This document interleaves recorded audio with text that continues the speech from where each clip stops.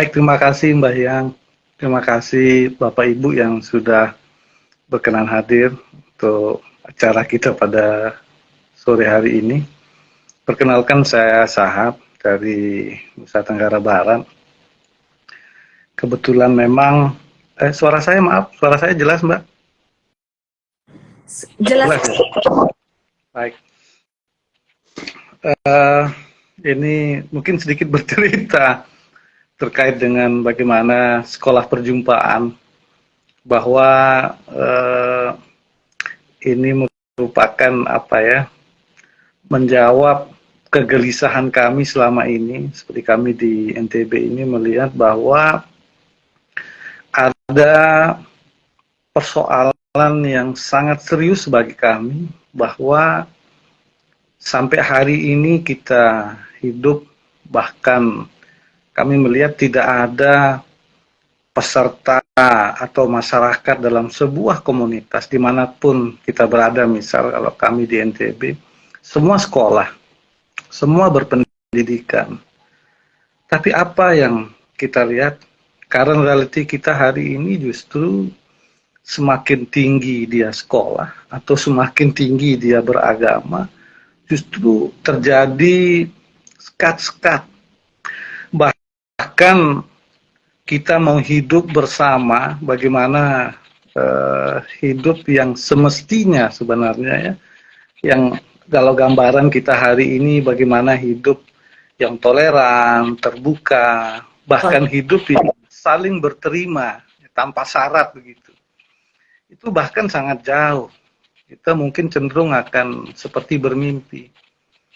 Agama justru misalnya hari ini menjadi pagar buat kita untuk bisa hidup bagaimana semestinya. Kami melihat bahwa hampir semua agama tidak ada, semua agama tidak ada yang mengajarkan suatu nilai-nilai yang tidak baik. Nilai-nilai besar misalnya seperti keindahan, keadilan, kemaafan dan lain sebagainya, kasih sayang, saya rasa semua agama mengajarkan itu.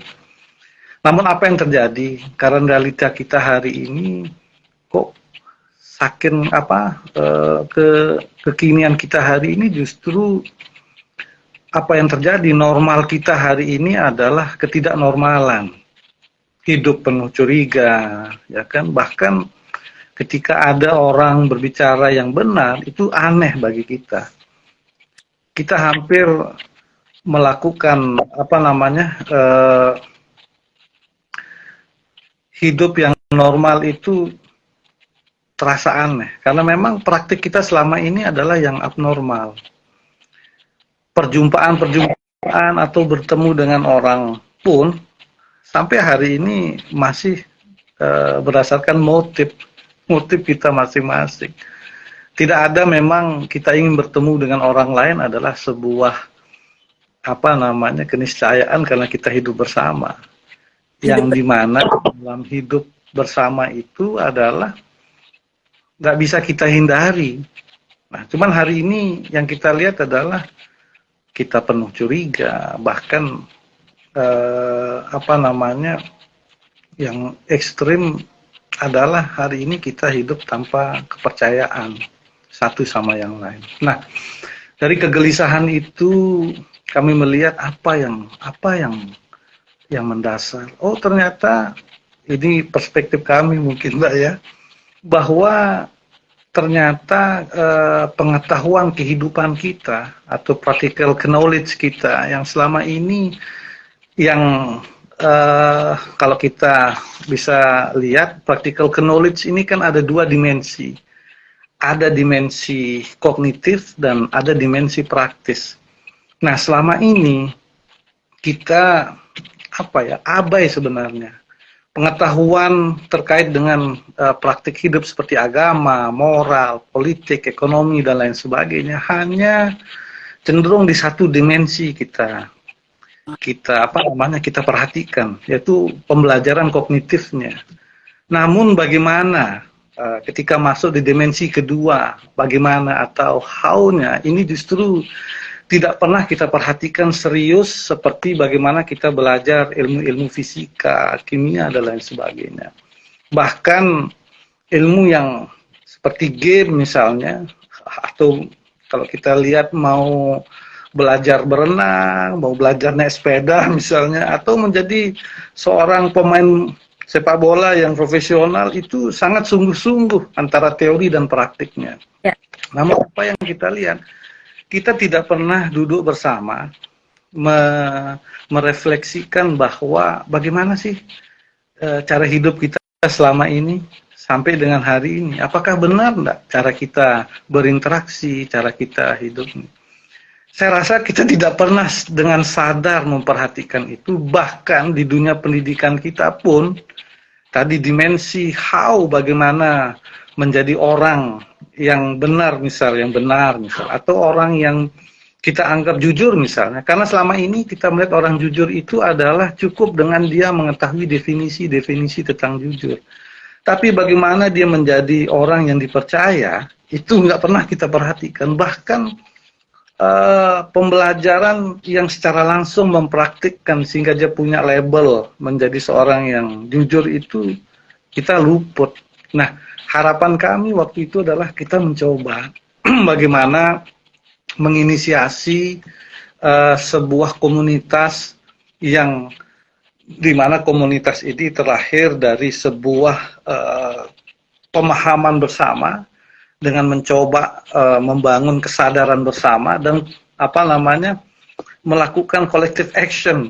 Kita action bersama untuk secara sadar melatih bagaimana hidup yang baik dan benar, kira-kira seperti itu, yang berterima. Nah, itu kami coba awali waktu itu pada tahun 2014, Mbak. Ini perjalanan panjang dari 2023 2003 sampai 2014, ini panjang juga, sehingga kami mencoba bagaimana menerapkan recognitive learning, pembelajaran tindakan itu menjadi salah satu metode untuk untuk membangun kesungguhan kita, membangun kesadaran bersama secara bersama-sama untuk bagaimana membangun komunitas yang selamat, kira-kira seperti itu. Karena apa? Kalau kita lihat di generasi kita hari ini hampir lost kita tidak pernah kita pikirkan bagaimana ada hak mereka untuk hidup dan tumbuh berkembang di lingkungan yang sehat. Pak Sahab, dan kita Pak Sahab, saya tertarik untuk membangun kesadaran bersama, upaya konkret kolektif, menghubungkan kita dengar metode sekolah berdua kita mentransformasi notabene di mana banyak pemuda kita masih tetap dalam jadi kampanye yang tertanya itu Pak Sahab. Ya, lagi-lagi memang tadi adalah kami menyadari bahwa hampir kita hari ini memang luput, bahkan abai dengan tadi ada kewajiban kita untuk membangun regenerasi ke depan. Bahkan kami melihat di beberapa komunitas itu kalau kita bilang ya, mohon maaf, ini komunitas penyamun dah ya, kira-kira label yang di luar itu tidak enak kita dengar. Kalaupun ada kejahatan di luar pasti bersumber dari sana. Saya mungkin tidak patut menyebut namanya di sini ya. Ada sebuah bahkan desa, itu level desa, ketika ada pencurian, perampokan, itu kriminal bahkan narkoba, itu kalau ada, atau contoh kecil misalnya ada kehilangan kendaraan bermotor, orang akan pasti akan menyebut daerah itu. Nah, saya karena dekat dengan wilayah itu, saya coba untuk memulai seperti tadi mungkin ya, karena kita selama ini tidak pernah mendudukkan bagaimana dialog, mendudukkan bagaimana harapan-harapan bersama untuk melihat situasi kita bahwa ada ancaman lamban sebenarnya. Ketika kita abai hari ini sama seperti kita menunggu bom waktu, bahwa gak akan selamat kita punya generasi. Dan jangan pernah berharap bahwa generasi kita atau lingkungan kita ini akan baik tanpa kita memulai untuk melakukan secara sadar gerakan perbaikan itu. Nah, terakhir dari mulainya gimana? Nah, Jadi saya mencoba waktu itu, kami terutama saya menginisiasi untuk melakukan dialog. Dialog ini saya terus menerus. Saya itu 1 tahun membangun untuk membangun share meaning, pemahaman bersama bahwa apa menjadi kegelisahan kita hari ini, apa harapan kita, yang kemudian itulah yang kita rumuskan. Di tahun 2014 ternyata semua sepakat waktu itu adalah kita hari ini remek, hancur, lebur. Bahkan kampung kita hari ini kalau anak gadis tidak akan selamat di usia SMA. Usia SMP dia akan menikah, kira-kira begitu. Pernikahan ini, perceraian tinggi, kira-kira begitu.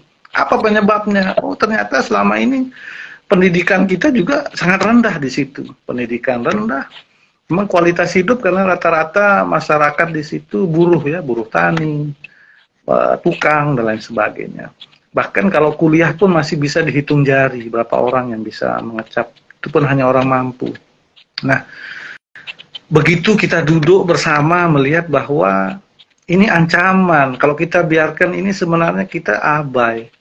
Ada kewajiban yang kita yang kita abaikan, bahwa anak-anak kita ini sebenarnya punya harapan, impian.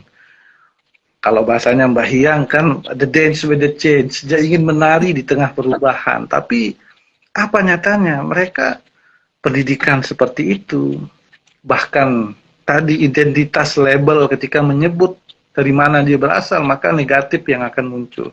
Sehingga apa yang kami lakukan, kami bermusyawarah terus-menerus. Akhirnya apa? Kita sepakat membuat visi adalah mereka, anak-anak kita ini ke depannya, kalau bisa mereka harus di luar negeri aja kuliah. Kalau bisa tidak ada yang putus sekolah. Apa yang bisa lakukan? Nah, inilah kami pun berdasarkan dialog itu, bermusyawarah itu, kami juga melakukan musyawarah dengan anak-anak kita. Itu dari level bahkan dari TK ada yang ikut SD, SMP, SMA, bahkan mahasiswa ya. Nah, dari kesepakatan itu kami berproses mengawal. Nah, 7 tahun berproses ini baru satu pembelajaran yang kami coba kami latih terus-menerus, yaitu masih dalam pembelajaran janji, menepati janji. Memang 7 tahun ini janjinya banyak. Nah, ini yang kita coba mengawal dia. Misalnya kita dudukkan ketika adik-adik kita ini adalah seorang siswa, seorang mahasiswa, apa sebenarnya ketika menyebut diri seorang siswa, apa aktivitas selama 24 jam? Karena apa? Kami sepakat bahwa siapa kita itu adalah apa yang kita lakukan berulang-ulang. Nah, kita sepakat hari ini kita ingin membangun identitas baru. Di mana ketika menyebut di mana kamu tinggal, oh di situ tempat orang belajar, oh di situ tempat orang belajar untuk menjadi orang baik, kira-kira seperti itu. Nah, semangat itu yang terus-menerus dari janji mereka, karena waktu itu adalah mereka seorang siswa, kami mengawal mereka untuk menepati janji, untuk mengisi aktivitas 24 jamnya dengan melekat aktivitas-aktivitas positif. Bahkan dari janji-janji mereka, misalnya membaca, membantu orang tua, membantu orang tua, kemudian bagaimana belajar mendengarkan orang lain, misalnya, ya kan? Dan banyak sekali janji. Apa yang terjadi dalam kurun waktu sampai 7 tahun ini, alhamdulillah anak-anak kita yang generasi pertama, memang ya mungkin sesuai visi mereka dan ikhtiar mereka, sakit-sakit mereka melatih diri. Alhamdulillah ada yang hari ini baru selesai di NU dapat beasiswa, ada di Malaysia. Yang semestinya Malaysia di komunitas kami ini adalah menjadi buruh, ya, menjadi pekerja migran. Ya, Tapi hari ini mereka mendapat beasiswa di situ untuk sekolah. Di Mesir mereka dapat sekolah di Mesir. Di Polandia misalnya seperti itu. Artinya apa? Cita-cita apa yang kita lakukan untuk membangun identitas diri itu nggak susah. Karena memang kita bersungguh-sungguh, inilah yang luput hari ini. Kita nggak pernah secara sadar bersungguh-sungguh membangun atau mendesain komunitas-komunitas, mendesain bagaimana lingkungan kita ini lingkungan yang selamat, kira-kira seperti itu. lingkungan yang selamat. Dulu sedikit, jadi pikirannya sudah sejak tahun 2003. Kemudian, tulis 2014 mulai di upaya hari bisa lalu kemudian sudah ada sukses apa yang dicita-citakan untuk para pemuda lingkungan tersebut. Nah, bagian dari ikan ke luar negeri sebagaimana dia Australia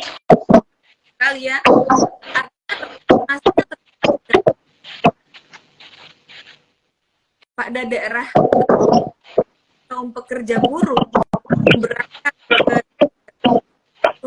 sekarang anak-anak scholars pelajar yang mungkin nantinya pertanyaan saya, kalau kita bicara regulasi itu kan memuat arahan para pemerintah untuk dilakukan oleh tapi apakah masyarakat atau menerapkan barangkali belum IRCS sebagai metode katalisasi ya sebagai contoh metode pertama yang diletakkan tentang membuat janji atau tadi Bapak katakan kami cantumkan EYR Center for Lingkungan banyak sekali prestasi secara hubungan orang intelektual terlalu banyak dalam perjanjian pernikahan atau perjanjian. Nah, pendapat Pak Saham metode dari anak bermusyawarah sampai level karena kita melihat di dunia hukum, dunia konstitusi tentang konfrontasi dan apa upaya dari sekolah? Iya Mbak, kan kembali bahwa kalau kita lihat negara kita hari ini, kondisi kita hari ini sangat miris. Artinya di Indonesia hari ini kamus itu rusak Mbak. Iya, artinya tidak. Apalagi kita yang muslim, ketika berjanji, kita bilang insya Allah pasti dia tidak akan hadir. Kan ini problem. Tidak akan hadir. Ini problem. Ini gak usah kita remehkan. Artinya apa? Dalam interaksi yang kita lakukan ini, kan kita nggak sadar bahwa kita tidak bisa menghindar dari sebuah perjumpaan dengan orang lain. Pun yang kita tidak bisa hindari adalah ada tindakan berbahasa kita. Nah, berbahasa ini apa yang kita ucapkan ini enteng. Ketika bilang iya, kita misalnya Mbak Hyang janji dengan saya, nanti kita jumpa jam 5 ya. Oke. Kita bilang oke atau iya, semestinya kan kita akan sungguh-sungguh mengejar kata iya atau oke itu untuk kita berjumpa. Namun hari ini enggak. Kita bilang iya, bahkan kita bilang insya Allah pun tambah ragu kita. Nama-nama Tuhan bahkan kita lekatkan untuk apa namanya, untuk mau meyakinkan orang lain. Bahkan dengan kata insya Allah pun kita nggak akan hadir. Ini kan problem. Karena apa? Selama ini kita nggak sadar, karena terus-menerus. Kalau kita pinjam apa yang disampaikan Sokrates adalah siapa Anda, apa yang Anda lakukan berulang-ulang. Nah, problem kita hari ini kan seperti itu. Enteng berjanji, dan enteng juga terus-menerus kita mengingkari. Tidak usah kita berbicara terlalu tinggi dengan perjanjian, ya kan? Ini aktivitas kita sehari-hari berjumpa atau dalam rangka relasi kita dengan orang lain, kita enteng. Artinya apa? Saya bilang tadi bahwa problem kita hari ini adalah distrust. Paling ya. Bahkan orang senyum aja, mungkin kita di kota besar itu aneh. Kalau kita ramah sama orang itu aneh. Nah, artinya apa? Kami dari sekolah perjumpaan mencoba belajar sebenarnya. Yang dulu pelajaran baik itu hanya dihafal, sekarang ini kita melatih dia. Ketika berjanji ya belajar menepati. Misalnya kita mau belajar menjadi seorang jujur. Model kita hari ini sampai 40 tahun kita sekolah, kita nggak pernah secara sadar bagaimana sih jadi orang jujur. Yang terjadi hari ini apa? Kita mau jadi orang jujur justru menghafal konsep jujur, definisi jujur, bagaimana teori-teori tentang jujur.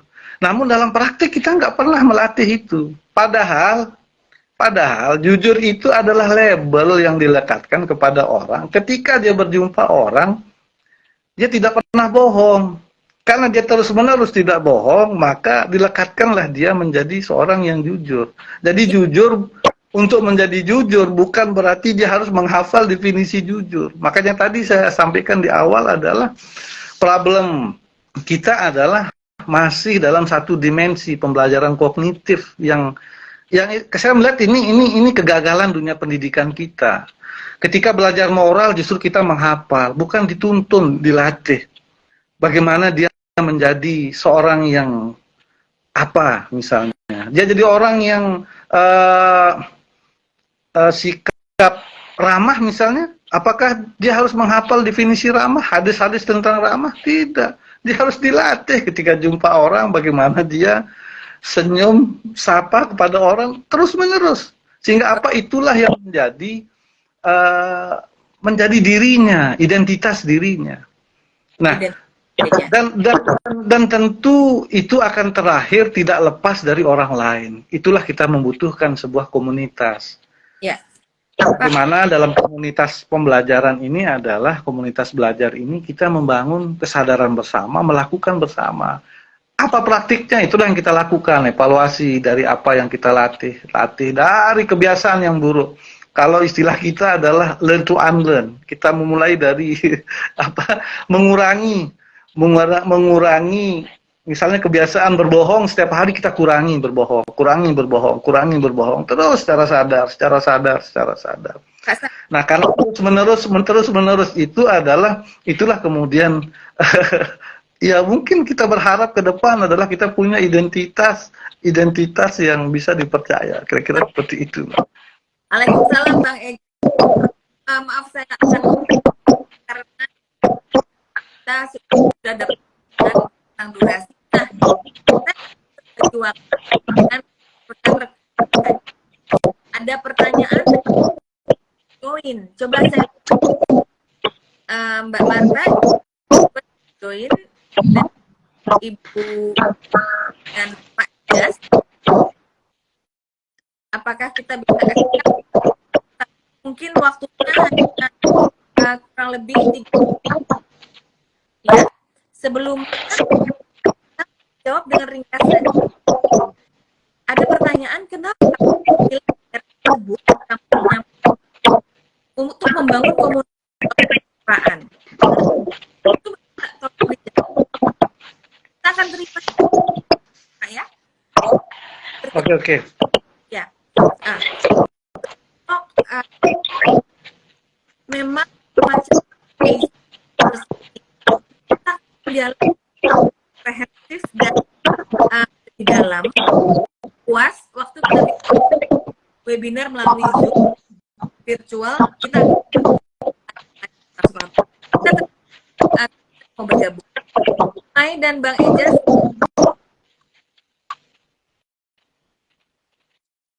Ini ada pertanyaan Mbak Marta ya tadi.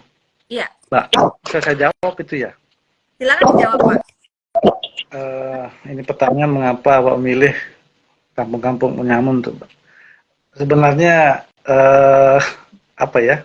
Kebetulan sebenarnya ini kami itu mencoba di sebuah komunitas yang apa namanya? Yang semua kita menganggap ada identitas yang seperti tadi ya, kurang pas saya mungkin menyebut itu. Ada pengalaman memang, saya melihat dari beberapa titik-titik yang kemudian mengikuti komunitas kami yang sampai hari ini di NTB ini, saya nggak kehitung juga ya, bahkan di Pulau Lombok kita mulai hari ini sudah sampai di Pulau Sumbawa di Kabupaten Bima. Iya, dari 2014 sudah berapa? 2014. Kalau uji cobanya sih di 2003 Mbak ya, bahkan 2003 itu saya mencoba di dekat terminal Mandalika Bertais, itu juga komunitas preman juga ya. Nah ini ada pengalaman unik sebenarnya, ketika saya pribadi berinteraksi dengan orang-orang yang memiliki, ya anggap saja di sekolah tinggi ya, itu ketika saya jadi Allah melihat bagaimana situasi kita hari ini, mereka bahkan mengajak saya berdebat, mengajak untuk mengadu argumentasi, oh ini teori ini. Tapi ketika saya mengajak orang-orang yang justru ya dia memiliki rekaman yang kurang bagus, ya bahkan kriminal, saya ajak melihat situasi bahwa ada tanggung jawab dia. Kalau dia seorang ayah, hari ini kamu ini seorang ayah, punya tanggung jawab terhadap anakmu loh. Selain dirimu, anakmu juga. Bahkan ini kita punya kampung yang ketika kita tidak secara sadar untuk mau memperbaiki kampung ini, sama artinya sebenarnya adalah Anda ini sedang menjerumuskan anak kita sendiri. Kira-kira seperti itu. Oh, karena dia melakukan sesuatu kekeliruan, dia lebih cepat untuk menerima, oh ternyata benar apa yang saya lakukan ini tidak benar, apa yang saya lakukan ini sebuah kekeliruan. Nah pengalaman inilah yang sepertinya memudahkan saya. Dari sekian komunitas alhamdulillah tidak pernah ditolak, bahkan mereka sangat berantusias. Karena apa? Ternyata mereka menyadari bahwa mereka juga ingin hidup yang benar, mereka ingin hidup yang baik. Bahkan kalau dia seorang muslim, dia ingin pulang besok itu pulang tenang. Sehingga apa? Di komunitas kami ini Mbak Yang adalah satu titik yang harus kami tekankan di situ adalah ada komitmen tinggi untuk mau mengawal kegiatan ini. Karena apa? Kegiatan ini adalah spiritnya non material. Tidak pernah kami membuat proposal sampai dengan hari ini untuk meminta-minta kepada pemerintah bahwa kami ini butuh ini, tidak. Bahkan kami mengharamkan untuk meminta-minta proposal. Kenapa? Kami sedang belajar bermartabat, tidak mungkin kita minta-minta. Kami yakin bahwa tidak ada agama manapun membenarkan kita minta-minta. Itu yang kami coba bangun kepada komunitas, bahwa kita membutuhkan komitmen tinggi, keseriusan. Karena apa? Selama ini kita abai, bahkan yang kita serius itu ya game-game yang kita serius. Ketika berbicara bagaimana regenerasi, bagaimana membangun komunitas ke depan, itu justru luput. Bagaimana membangun hubungan tanpa syarat, ya. Bagaimana membangun hubungan atau relasi kita hidup yang normal, yang benar, ya. Atau yang terbuka, toleran, itu nggak pernah secara sungguh-sungguh kita mendiskusikan itu. Kira-kira seperti itu, Mbak. Pak sahabat Bang Das, Pak Das, jika menyampaikan pertanyaan, akan ringkas Pak Ejas bisa mungkin bisa diketik ya. Oh, kalau bisa didengar suara bagus ya. Sudah masuk Pak Ejas.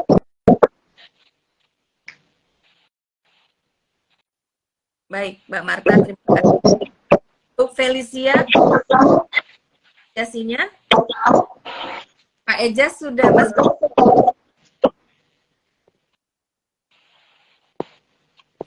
Oke. Bapak Ibu, rekan-rekan AIS Center for Legal, sahabat melek hukum,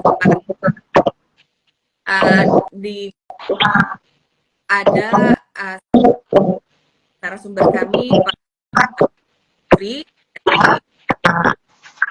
itu juga nanti dan rekan-rekan ya, upaya melakukan pemeriksaan terkait hukum adalah sejak dini dengan pendidikan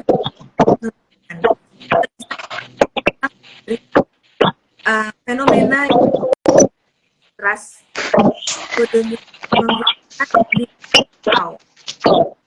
penuntunan, pembimbingan, pengawasan kita menerapkan bagaimana caranya kita sebagai anggota dapat label,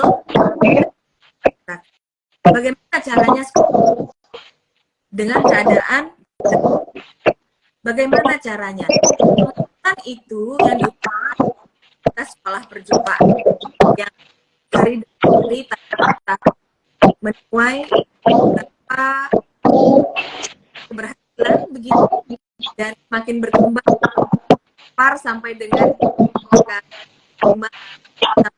kabupaten kota ya, kota Bima sudah nyampe dan kita buat semua IYA Center sangat gembira dengan agar itu biar jadi peraturan anggaran karena dari awal pendidikannya dari saya rasa bisa kita bungkus dan sama-sama kita learn sekali nih belajar sekali tersana dan ruang kognitif, tapi ini jadi kalau udah bukan sekedar definisi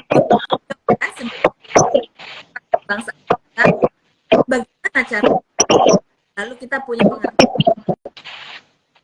bukan hanya apa itu supremasi, tapi bagaimana kita tahap. Terima kasih atas waktu. Lain waktu kita ingin yang lebih segmentasi itu dalam mungkin untuk penutup 1-2 patah kata tutup. Silakan. Terima kasih. Ya, lagi-lagi ini masih berproses, Pak. Kita sadar bahwa kita ini tidak seperti tumbuhan ya yang sekali jadi prosesnya. Tapi kita ini manusia adalah bukan sebuah proses. Baru kita akan tahu seperti apa kita adalah di akhir kita nanti. Sehingga apa yang kita lakukan hari ini masih upaya pembelajaran. Ya, saya pesan adalah bagaimana kita saling kawal untuk membangun kesadaran bersama bahwa ada persoalan besar kita hari ini yang tanpa kita sadari kita tidak pernah duduk bersama untuk merumuskan bagaimana regenerasi kita ke depan, kemudian apa yang bisa kita lakukan secara bersama-sama dengan sadar mengawal. Bahkan kami berharap dunia pendidikan pun tidak hanya sekedar membangun atau kecerdasan kognitif, tapi bagaimana ruang-ruang pembelajaran rekognitif ya, pembelajaran tindakan itu menjadi sebuah konsentrasi yang serius untuk kita kawal. Bagaimana membangun atau mendesain dunia pendidikan kita sehingga harapan kita tidak seperti apa yang kita alami hari ini. Hari ini adalah kita hidup yang normal itu adalah dengan ketidaknormalan. Mudah-mudahan melalui kegiatan kita sore ini tidak hanya berlangsung sekejap saja. Kita berterima kasih pada teman-teman yang sudah memfasilitasi ini. Mudah-mudahan ada ruang yang cukup lama lagi untuk kita saling berbagi. Kami berterima kasih ada kepercayaan untuk bisa diberikan ruang untuk bercerita pengalaman. Mudah-mudahan ke depan kita bisa bertemu secara langsung, berdiskusi atau di ruang yang bisa lebih luas lagi jangkauannya, kira-kira seperti itu. Mungkin itu, maaf kalau ada yang salah kata mungkin atau ada yang kurang berkenan. Terima kasih. Assalamualaikum warahmatullahi wabarakatuh. Selamat malam. Demikian literacy 15 times 3 literacy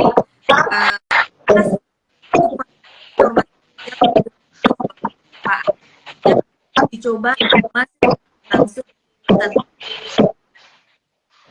akhir kata proses. Selamat sore. Sore, terima kasih. Terima kasih.